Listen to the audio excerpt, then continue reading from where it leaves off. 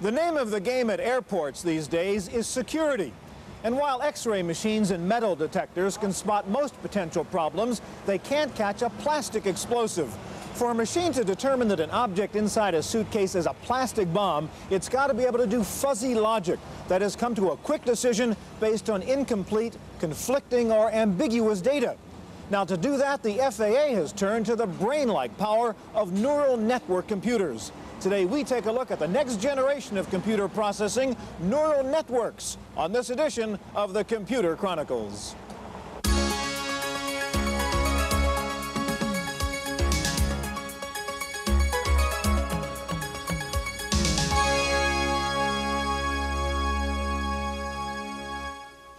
Computer Chronicles is made possible in part by Central Point Software, suppliers of utilities software, including disk backup, data recovery, file and desktop management, and virus protection. Central Point Software, making computing safer, simpler, faster. Additional funding is provided by the Software Publishers Association, which reminds you it's a federal offense to copy software, and by PC Connection and Mac Connection, and by Byte Magazine and Bix.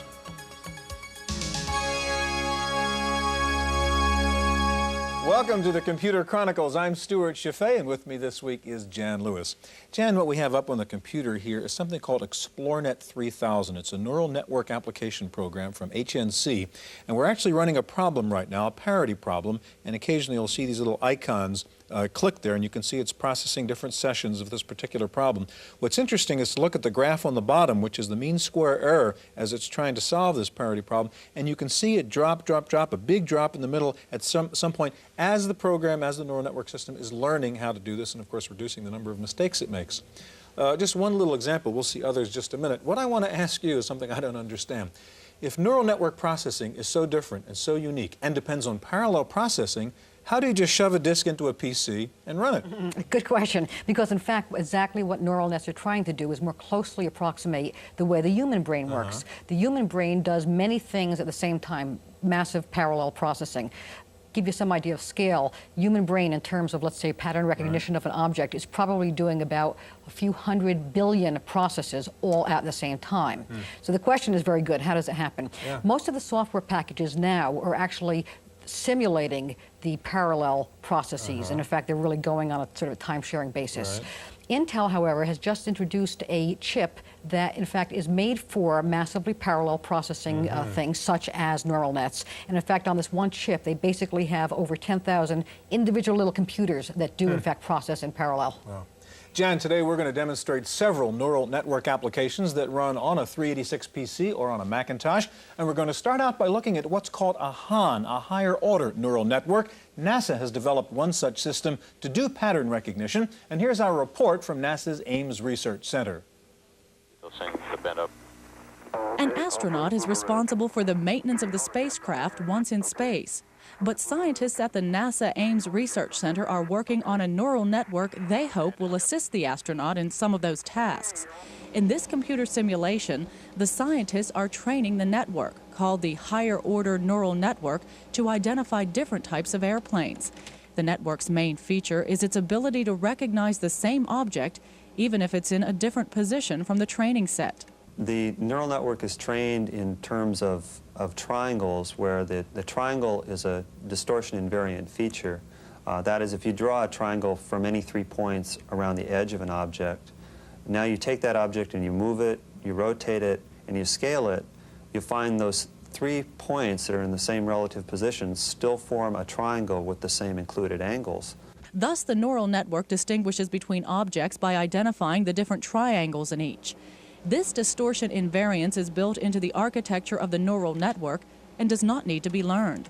The scientists say this means the higher order neural network requires a shorter training time. It also achieves 100% recognition accuracy on the distorted views. NASA is also working on an optical version of the neural network. It hopes eventually to load the program on a space mission.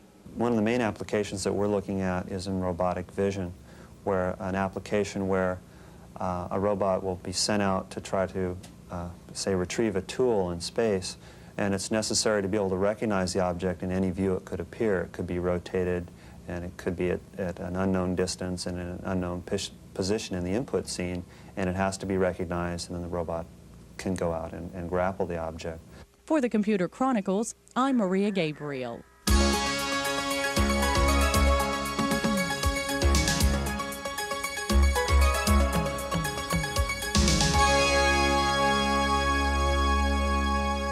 Well, a spreadsheet is a wonderful business tool, but it is essentially a dumb tool. Add a pinch of neural network technology, though, and your spreadsheet can start making intelligent forecasts. Here to show us how are Murray Ruggiero Jr. of Promised Land Technologies, and also with us Mark Lawrence of California Scientific Software. Jan? Mark, we've heard before about expert systems, and now we're hearing quite a bit about neural nets. They both really have the aim of having the computer do something that the human is good at. Now, what is the difference between these two methodologies, and are they mutually exclusive? They're not exclusive at all. In a neural network, you're using history and past experience to try and deduce what to do in a given situation. With an expert system, you're using rules. My favorite example is traffic lights. The rules are stop on red, go on green. Yellow is very complicated. It depends on traffic, how fast you're going, where you are, if there's a policeman watching. There are no fixed rules for that. It would be very difficult to enumerate them, perhaps impossible. So, in fact, you could merge the two technologies. The simple decisions, stop on red, go on green, could be done with a rule-based system. The complicated decision for yellow, involving integrating data from all kinds of information places and sources, would be done perhaps with a neural network. All right, Murray, talking about complicated things, you've got an Excel up there and dealing with all kinds of data. You've got millions of numbers up there. Tell us a bit about BrainCell and how you apply your approach to neural nets to dealing with spreadsheet data. Okay, basically, up until BrainCell, neural networks have been for people who understood the technology. In order to train neural nets to do anything useful in real-world applications, it usually required a lot of tinkering. What we've done with BrainCell is simply to hide all those technical features and have the software take care of these adjustments for you. I want you to show us an example, Murray. Okay, what we're doing here is in a spreadsheet, you end up having times that you do everything with formulas. You want to do if-thens to see how it affects your business. Well, what happens if you don't know the formula? An example would be your business is heating and air conditioning. Selling that equipment to new constructions. If you know what the new constructions are, how many billions of dollars, you can judge your business. The question is, there's no equation to calculate that, but we do have data that's available from the United States government. So we could use a neural net to replace this missing equation and then have our other equations calculate through using BrainCell. All right, show us how you do that. Okay, what we would do is we would just pull down the data menu and hit BrainCell. We go create, and we type total new construction, file name, with 31 inputs and 1 output. When we wanted to train it, we would just highlight all this data and name it a range in the spreadsheet. And briefly, what is the data in the spreadsheet? What kinds of things? The data is gross national product in $1982, corporate tax burden. Okay, so lots of basic government raw economic data. Exactly. Okay. So now to train it, with other neural net tools, you have to set parameters like learning rate and momentum. Or they have constant defaults. And what happens is constant defaults don't work in real-world applications. And to set them requires knowledge. So we're just going to train this for 10 seconds just to show you how easy it is. That's it. It'll train, and you notice the icon, which is in blue, the numbers are changing and updating as this thing trains. This shows you the average error for the training patterns. All right, so what have we learned now? Okay, what we've learned is we have learned how to train a neural net and with BrainCell, and now what we're going to do with it is, if you notice, we had those two blank columns. Those two blank columns were the 2 years I pulled out here. You have to test a neural network on data that's never seen before. Otherwise, it's really useless. Now, these are 2 years that weren't included in your data. These were 2 years right that there. were not included. Okay. So what we did, in the same data, we pulled these out. Let's see how it does against this. Oops, sorry about that. Against this data. As you can see, it did a pretty good job of modeling it. 1.7, 3.9, 14, 14.6. But now let's say we have the government makes projections and say this is what these economic factors should be this year. You want to know how it affects your business if the government's wrong. So what you can do is you can use BrainCell to now simulate an equation. you would use our Ask Expert feature. You would add new range, which is what we just looked at. Hit Alt-D. And as you can see, for these set figures, this was what it said. There's a formula in here which tells me how much money I'm going to make based on here. So you use the formula which the program created to apply to new data or theoretical data to see what the outcome Right. would be. It isn't really a formula. It's a virtual formula. There's no formula in this cell, but it acts like one, as I can show you right here by, let's change the corporate tax burden and increase it to $113 billion, and watch what happens. And as you can see, all of a sudden, I am losing money instead of making money. So Brain Cell allows me to do if-thens in a spreadsheet when I don't know the relationships. Mark, I want to turn to you. All right, now we've taken a look at Brain Cell. Tell us about what your product is and how the approach is different. BrainMaker is a very mature product, which we have designed to be a standalone sort of program. Here I have an example of a neural network being trained to predict corn futures. Many of our customers are using neural networks, our neural networks, BrainMaker, to do currency and commodity futures. Are financial applications the major application that you're seeing? At this point, yes. We have about a 60% market share with our program, and about half of our customers are doing financial applications of one sort or another. So again, what you're doing is looking at historic data here. That's right. And trying to figure out what's going on and how to predict. Exactly. In this case, we're looking at sales of corn, the price of corn for 1 month back, 2 months back, and 3 months back, and we're predicting what the price of corn will be next week. Of course, information like that can be used to make money. Yes. Okay, now it's still going through its learning process right now? As we're learning, we're putting 2 graphs up on the screen that show us something about what's happening to the synapses, the connections between the neurons. It's now done training. Having finished training, we can now start making some graphs of what's going on here. We read in our data. This program here is something we call NetMaker. We give this away with every copy of BrainMaker. It's a spreadsheet. Many of our users are interested in integrating data from many sources. Other spreadsheets, Excel, Quattro, Lotus, database programs like DBase, binary files that came over a modem perhaps. This lets them bring those in from diverse sources and very quickly and efficiently produce neural network files. In addition to that, we allow them to manipulate the data. Often you'll find that you have data, but you want to do something to it. If you're a technical analyst, maybe you want to do log differences or moving oscillators. If you're working with historic data, maybe you want to take the data and do a time delay on it or run moving averages or something like that. In this case, what we'll do is we'll look at some of the results here. For example, here we'll look at the price of corn, which BrainMaker has produced. We're going to see this in graph form now? That's right. And do you also test after you have trained the model? Absolutely. In fact, we do more than that. One of the key features of BrainMaker is that what a neural network is doing during training actually is very analogous to memorizing. Memorizing is not what you're interested in. What you're interested in is generalization, the ability to make predictions. So what we do is we interrupt training at regular intervals and test the network and keep statistics. What this means is instead of choosing the network that memorized best, you choose the network that generalized best. Mark Murray, we're out of time. Thank you very much. Well, we've seen so far neural network technology in the form of software, but as Jan said earlier, Intel is now selling an electrically trainable analog neural network chip known as ETAN. Here's a report. In the race for faster processing speed, chip makers have looked at all sorts of new architectures from parallel processing to light waves.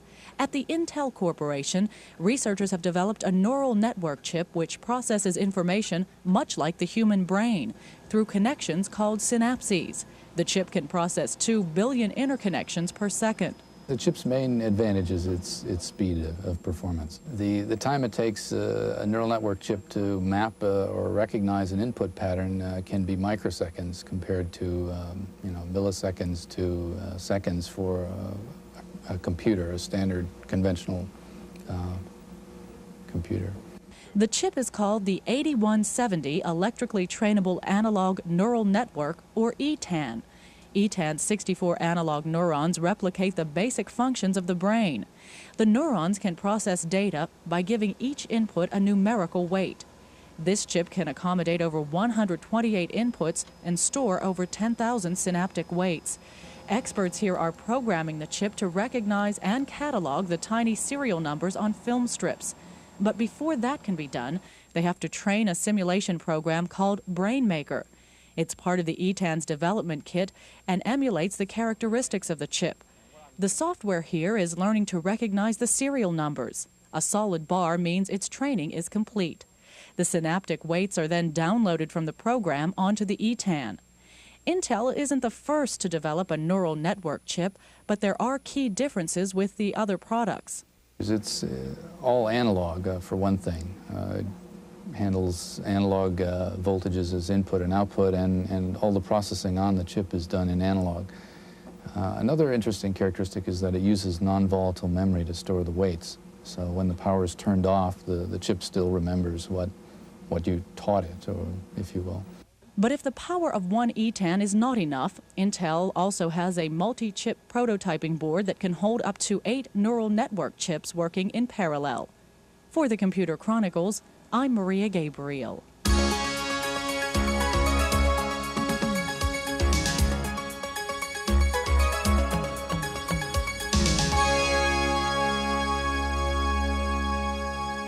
Neural network products are available for the Macintosh as well as for the PC. And to show us MacBrain and NeuroSmarts are Matt Jensen of Neurix, Dr. Richard Mansfield of Cognition Technology Corporation. Also with us, Tom Schwartz, consultant and analyst in the field of neural networks and artificial intelligence. Jan?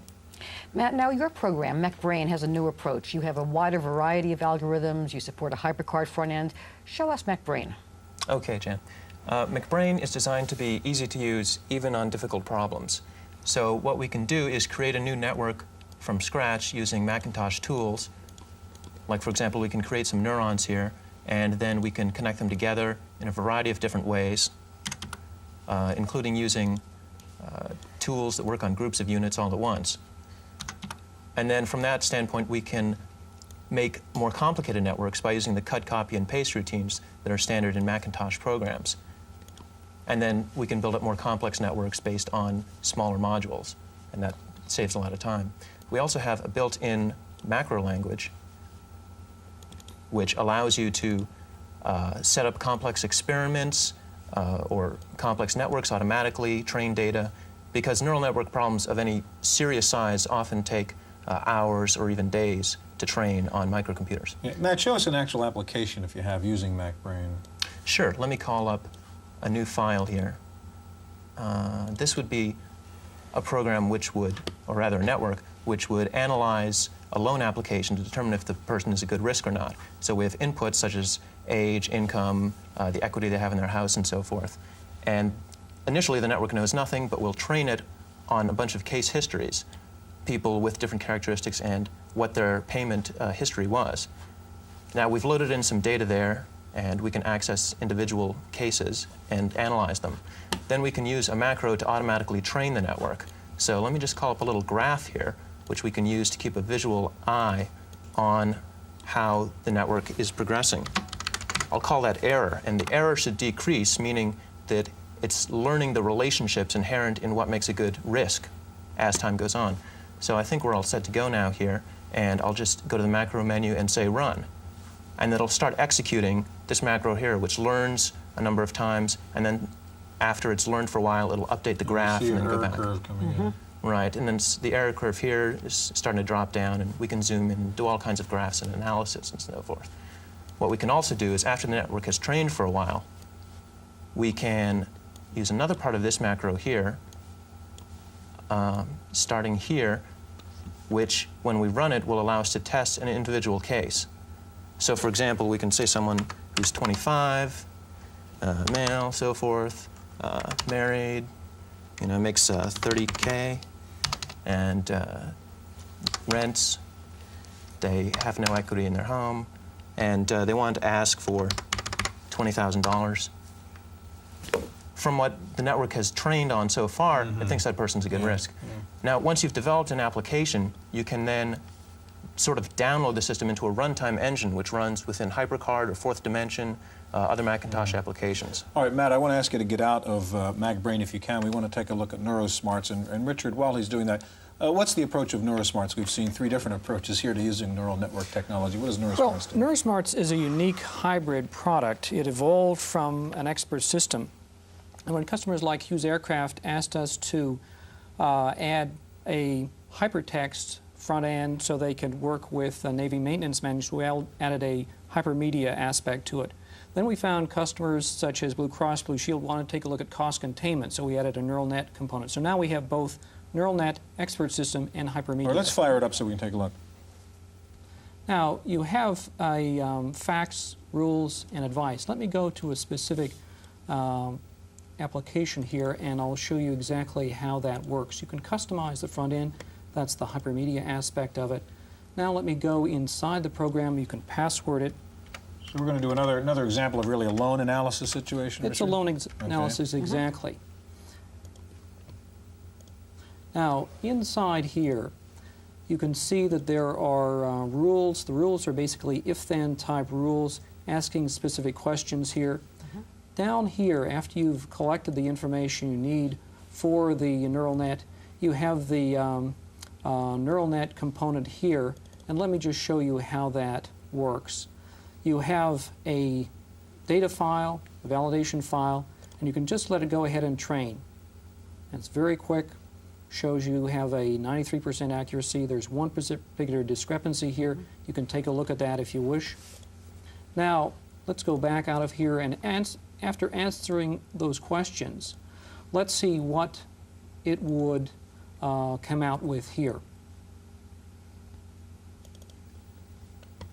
We'll just take, this is the test here, and we'll go on, and it says that you have, that loan would be a profitable loan to the bank, and we can go ahead and see what it would give in terms of a response. What you can give is not only an answer, but you can also give the loan agreement that you would get, and you can print that out. It's a printable document. So you can link both documents and rules and nets. Let me get you into this now. We've been watching several examples here of using neural network technology to solve problems. What is the difference in what we've seen and the non-neural net approach, normal statistical analysis run the old-fashioned way? All right. Normal statistical analysis, first of all, requires that you be a statistician.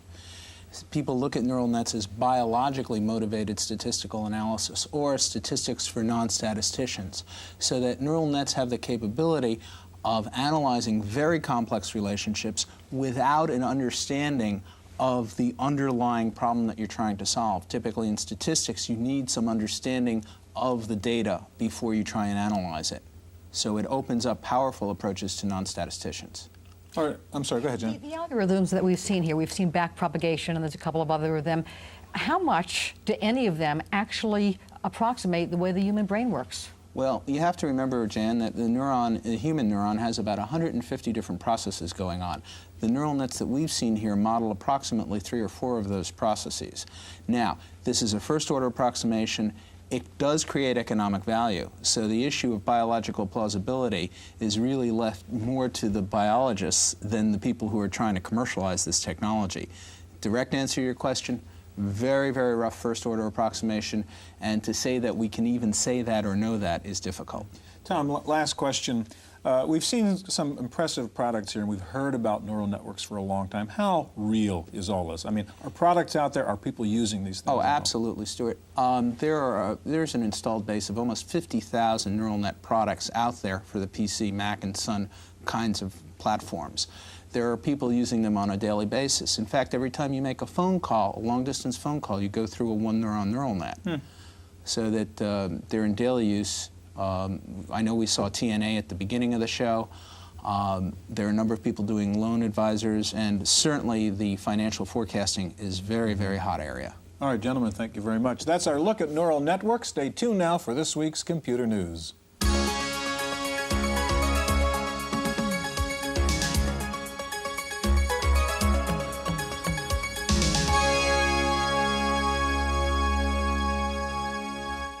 In the random access file this week, Microslate is introducing a new notebook PC that uses a pen as an input device.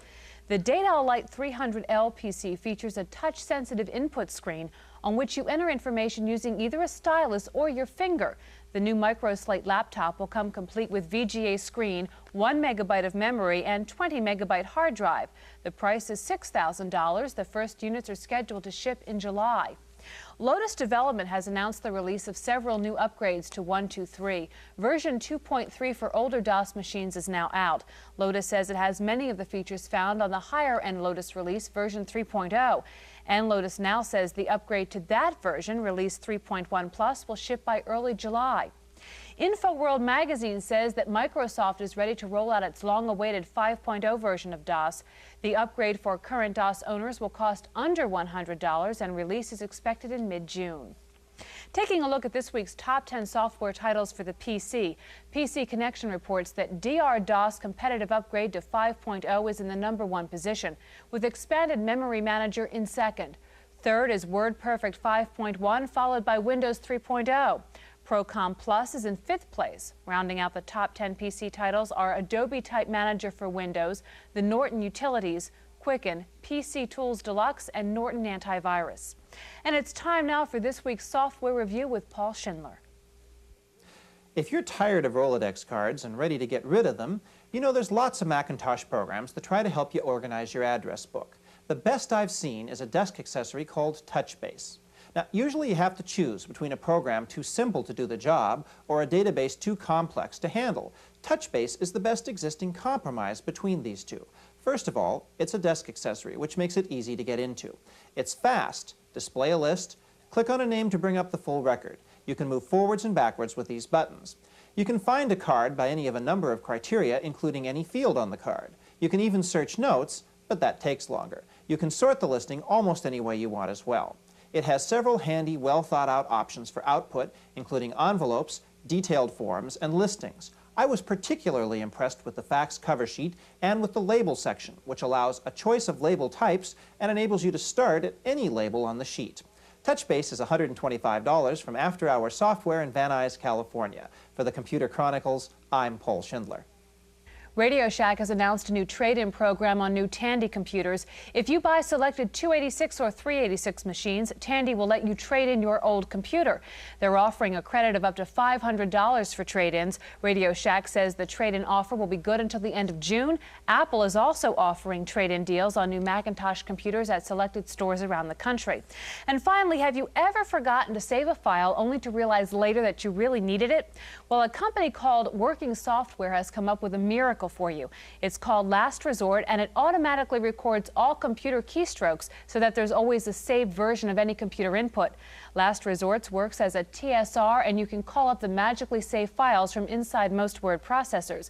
Last Resort is available only for the Macintosh. The cost is $50. That's it for this week's Computer Chronicles. I'm Kate McGargy. Computer Chronicles has been made possible in part by Central Point Software, makers of Central Point Antivirus, a comprehensive program for the detection, removal, and prevention of more than 500 computer viruses.